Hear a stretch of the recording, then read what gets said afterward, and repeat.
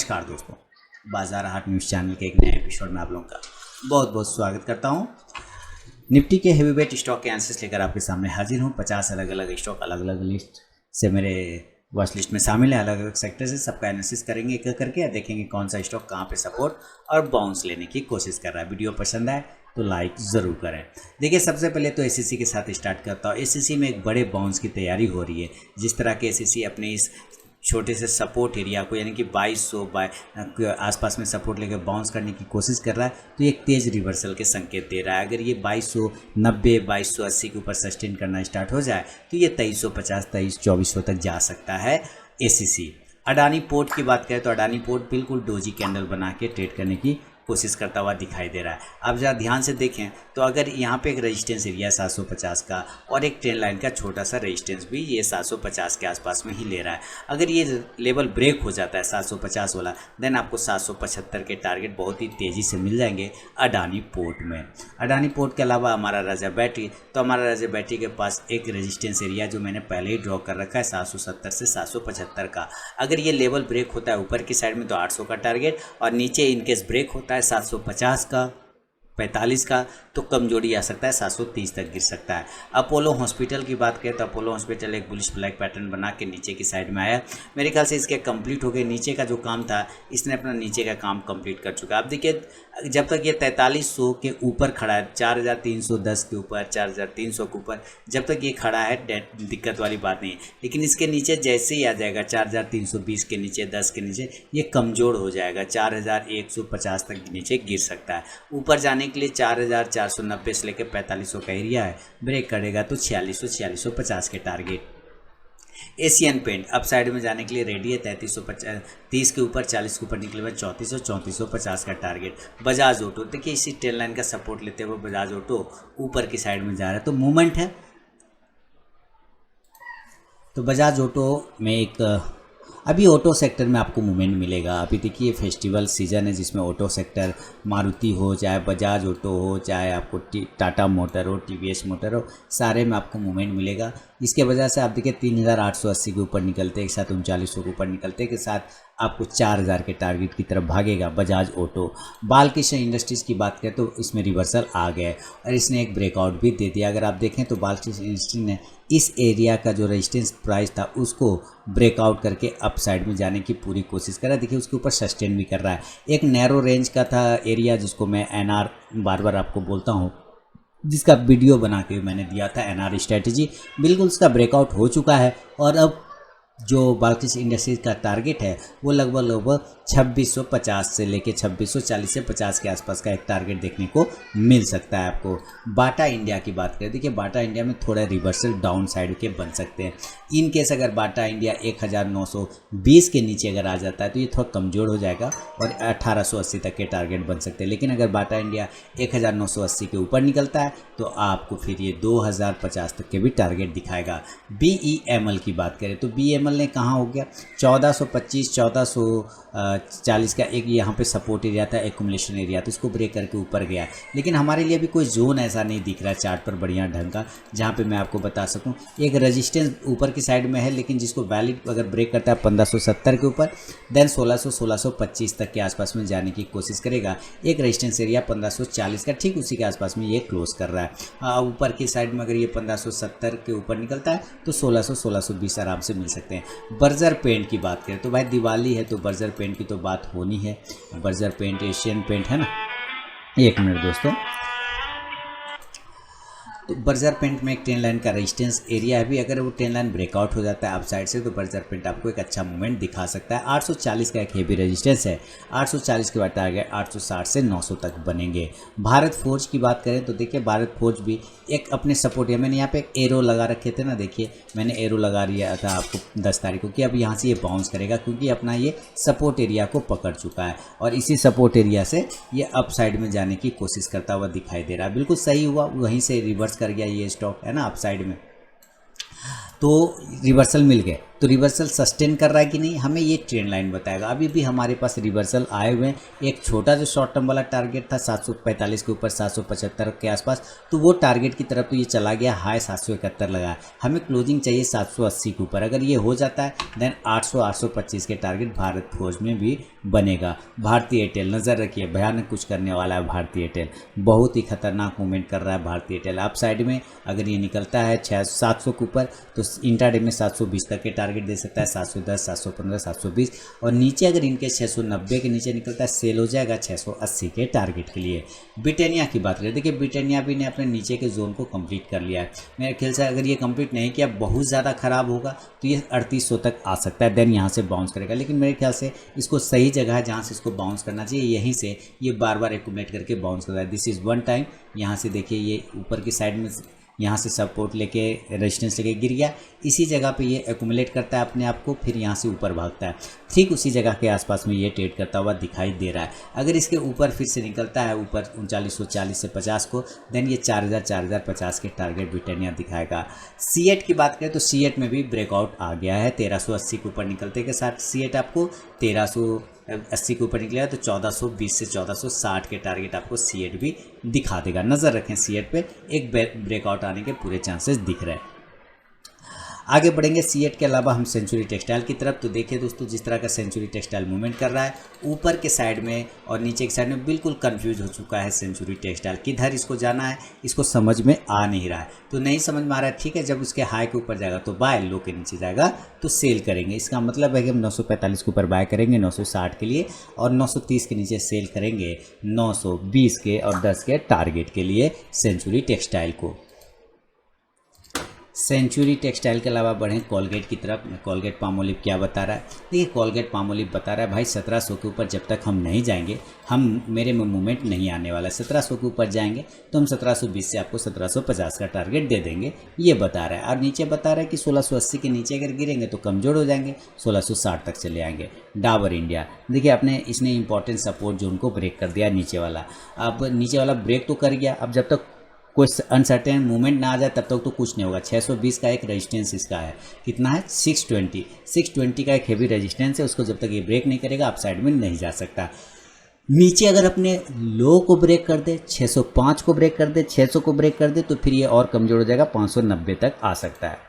Escort की बात करते हैं। देखिए एस्कॉट ने अपने इसी रेजिस्टेंस एरिया को ब्रेक किया है और उसके आसपास में क्लोज करने की कोशिश कर रहा है। तो अब साइड में जाने के लिए इसको 1535 से 1540 का एक लेवल है, उसको ब्रेक करना होगा। तो 1570 से 1600 के टारगेट बनेंगे।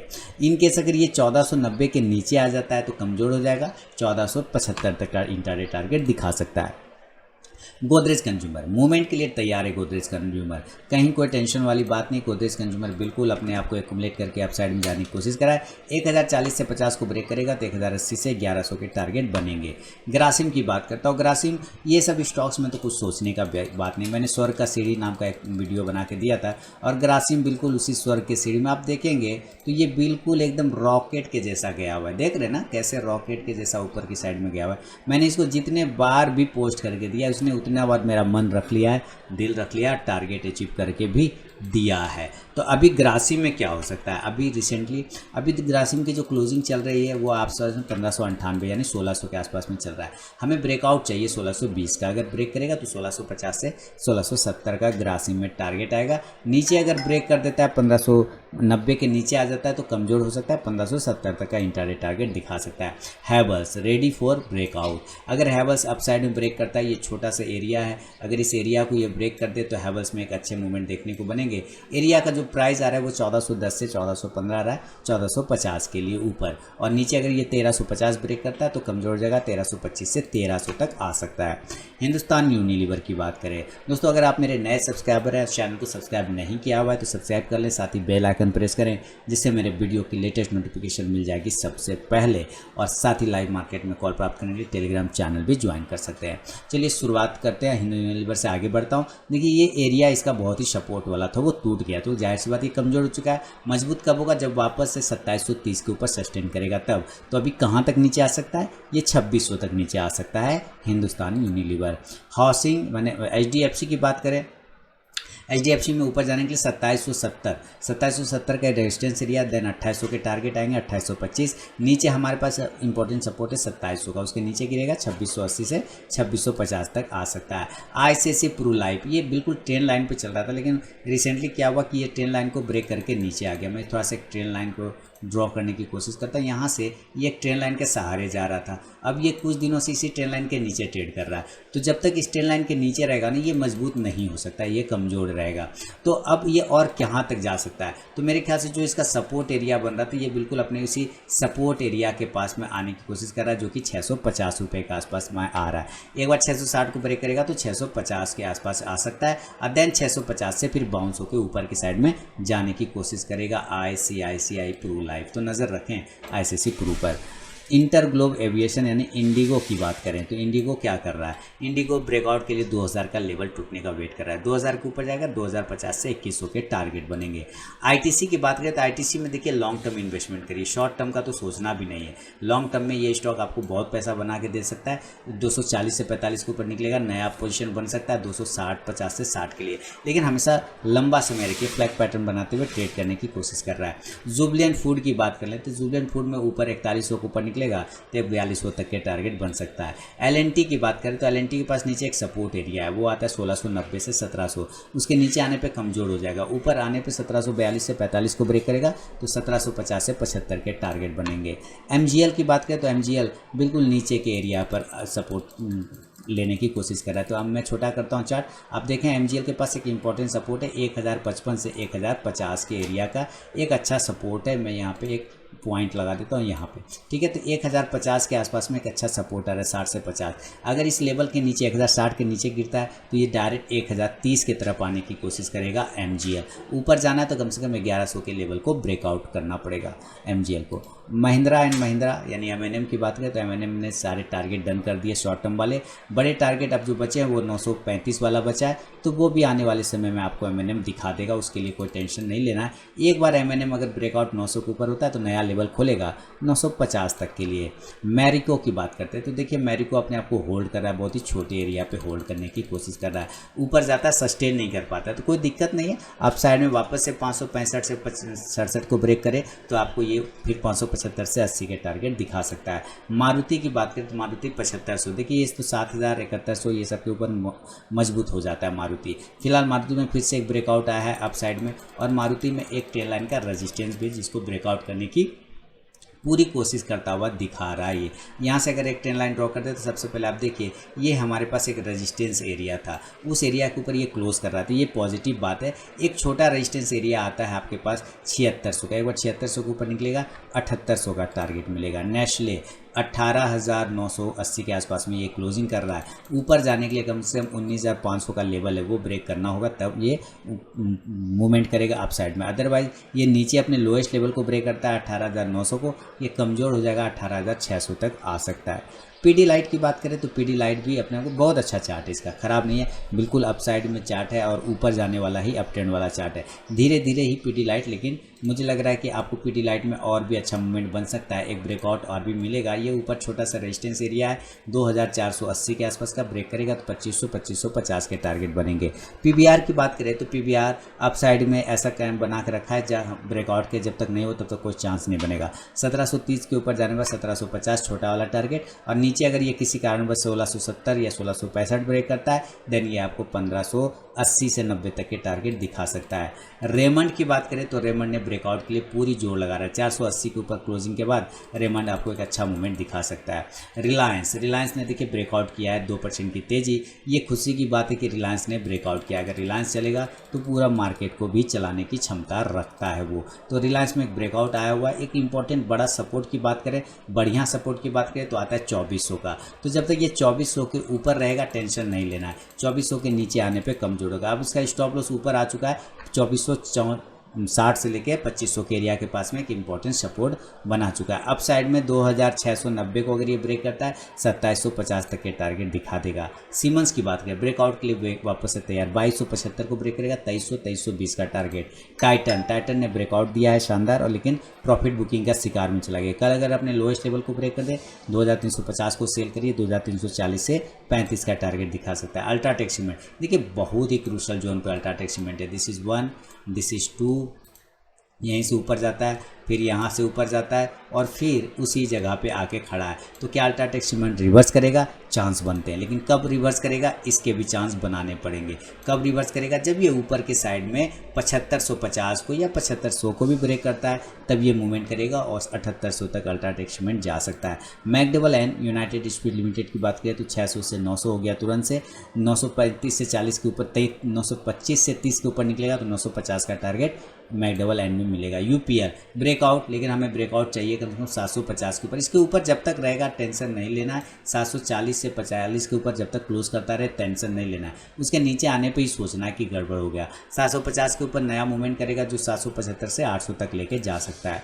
वोल्टास की बात करें तो अपसाइड में वोल्टास जाने के लिए कम से कम 1300 का लेवल ब्रेक करेगा तो 1350 से 75 तक का टारगेट मिलेगा। नीचे ये हमारा सपोर्ट है 1260 का, नीचे ब्रेक करेगा सेल करेंगे 1240 के लिए। जील की बात करें तो जील देखिए जैसे मूवमेंट किया था नीचे आ गया, वापस से मूवमेंट करेगा 310 के ऊपर, 310 के ऊपर निकलेगा 320 से 40 का टारगेट जील में आपको दिखा सकता है। तो दोस्तों ये था निफ्टी के हैवी वेट स्टॉक में अपना व्यू। अगर पसंद आया हो तो फीडबैक देना बिल्कुल ना भूलें। मिलूंगा नेक्स्ट वीडियो में, तब तक के लिए बहुत बहुत धन्यवाद।